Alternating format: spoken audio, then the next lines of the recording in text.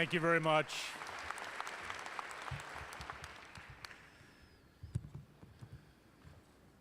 Thank you very much. Thanks for gathering today, those of you that are here, and many are joining from afar through the virtual technology of today.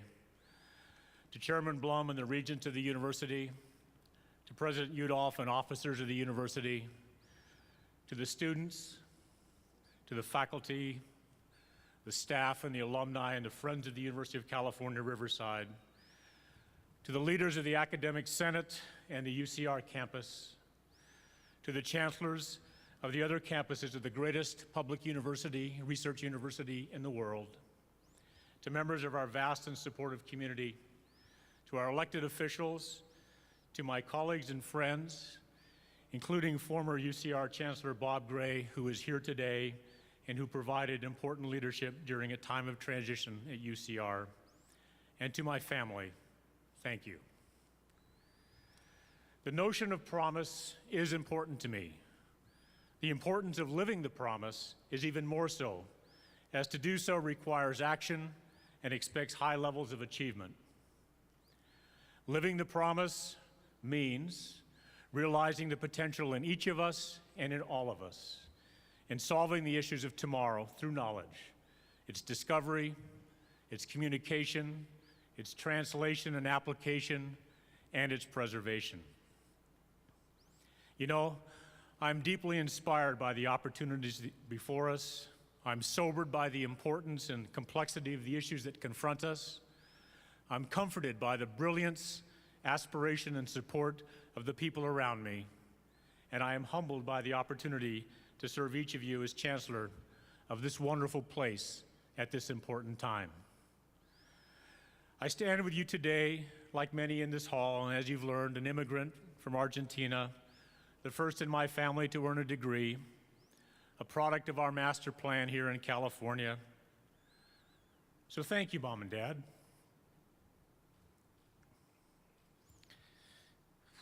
As you look down today, thank you, hopefully with satisfaction that your courageous decision to emigrate, and perhaps even more courageous to take me with you, was as worthy as I believe it was. Who would have thought when I graduated from Pleasant Hill High School that I would spend the balance of my life at college? Certainly not me, nor my lifelong friends from that early time, Rick and Yvonne Millington, and I'm grateful that they are here with me today. Indeed, education has enabled me to live the promise, paralleling on a much humbler scale the remarkable journey of our newly elected President, Barack Obama.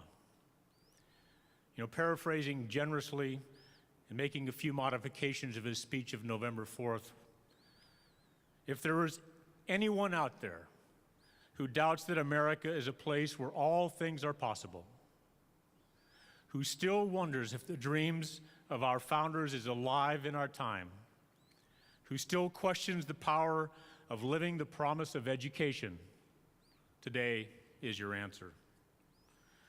As a student at Diablo Valley College, Cal State Fresno, thank you.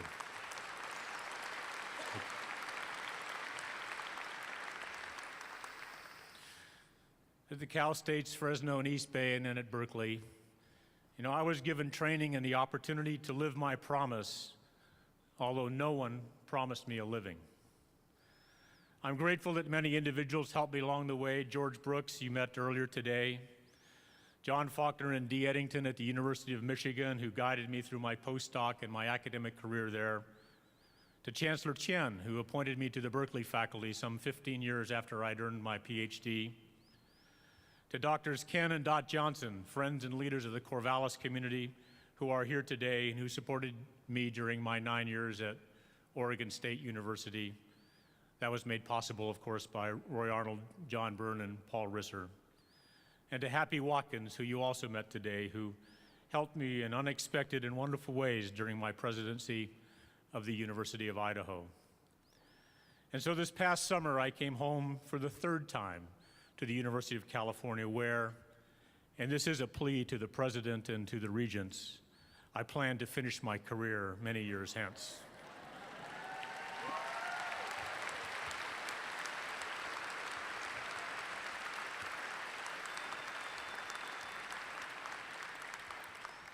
Who would have thought, save for the hope of promise of education, that I would be the first in my family to go to college and apparently the last to leave? Well, as it turns out, my young son Logan, now at age 5, has had something to say about that, and he will now be the last to leave. And moreover, my other boys, Randy, Tim, and Alex, have all found their paths to be guided by the experience of college. And I'm grateful that Tim and Alex and Logan are here today to join us, along with my wife, Karen, who so ably serves this university and community, and who provides me with inspiration and support, guidance and love during the good times and the tough ones. This University of California, Riverside, is an incredible place, from its historic and enduring strengths in the sciences and practices of agriculture to its bright future in scientific fields of nanotechnology, environmental sustainability, and stem cell biology. From its inspiring activities in the performing and creative arts to stimulating the emergence of the human mind and soul through the humanities. From its role as a major economic driver in the region to finding sustainable solutions to our profound challenges that confront us in education, in engineering, business and management, the environment, society, healthcare, energy. And this is only the beginning. UCR is at that place in its time and in its development where we can both celebrate our past and look forward to the promise of our aspirational strategic future. The past is prologue at UC Riverside. The time is now. We are the people who must pave the way for those generations who are yet to pass through these great halls. We have an unprecedented opportunity, a deep and enduring obligation, and indeed upon each of us, a profound expectation of getting it done. UCR is moving from prominent to preeminent. Good is not acceptable, for neither it invites nor inspires students, faculty, staff, or philanthropists. We must sharpen our focus, redouble our efforts to strive for even higher levels of achievement and of impact. You know, this legacy is within our grasp because we have people with passion, courage, brilliance, experience, and as Sue said, commitment. We have a passion and a vision that will become better understood and focused with our strategic plan. We have a magnificent alumni, none better. We have a community that is encouraging, supportive, and helpful. And we have, by any criterion, terrific faculty, staff, and students. So living the promise at UCR, we do it by growing, by learning and discovering with an expectation of success, improvement, and excellence that is embodied both individually in self and in our community. We hold firm for the hope of a peaceful and a sustainable future through knowledge. And through our mission, we develop diverse leaders who inspire, create, and enrich the economic, social, cultural, environmental outlook for California, for this nation, and this world. To illustrate this point, consider the stories of Lourdes Alberto and John Escovedo, whose future careers as professors of English were launched right here in the first undergraduate course taught by our associate professor, Tiffany Anna Lopez. Professor Lopez, whose own life story is profoundly inspiring, believes UCR is a unique position to fulfill the promise of diversifying academia. The promise she made to Lourdes and John is that academia is a large table at which there is a place for the distinctive visions and voices, and that teaching from a position of cultural specificity is more about than teaching just tolerance, but rather it is about challenging and expanding our critical methods and valuing multiple perspectives on problem solving and engagement. So when we live the promise, it is indeed everyone's individual promise and journey, conforming only to the standard of excellence for which the University of California is the world's flagship. It is also the collective promise in terms of bettering our world, a world that we are borrowing from those yet to come. This promise of a land-grant research university was articulated by Lincoln in 1862 with the signing of the Morrill Act. The land-grant university system is being built on behalf of the people who have invested in these public universities their hopes, their support, and their confidence. And I suspect if Abe was here today, he'd say the promise. Indeed, giving back engaging with our world is an integral aspect of our long-standing land-grant heritage and is yet another way in which we live this promise. 5 inspiring examples. Our faculty. They give back by developing research at the frontiers of knowledge, discovering solutions to society's most important and persistent issues.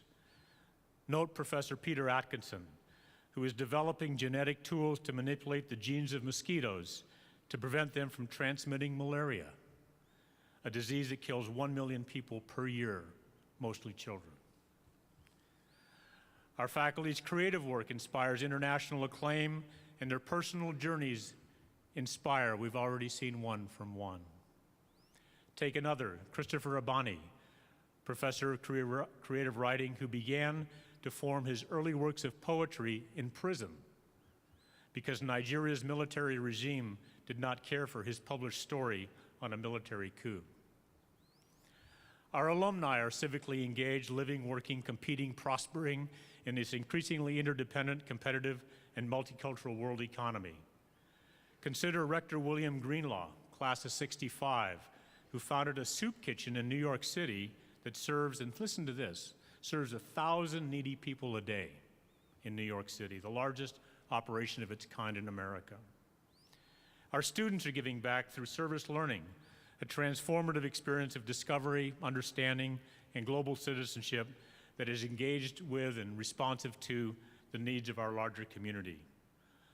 Both applaud and consider hiring one of our seniors, Samantha Wilson, who was recently honored by the Clinton Global Initiative for her work educating youth in rural India. And our staff give back every day through their commitment to fulfill the mission of this institution and by serving our community.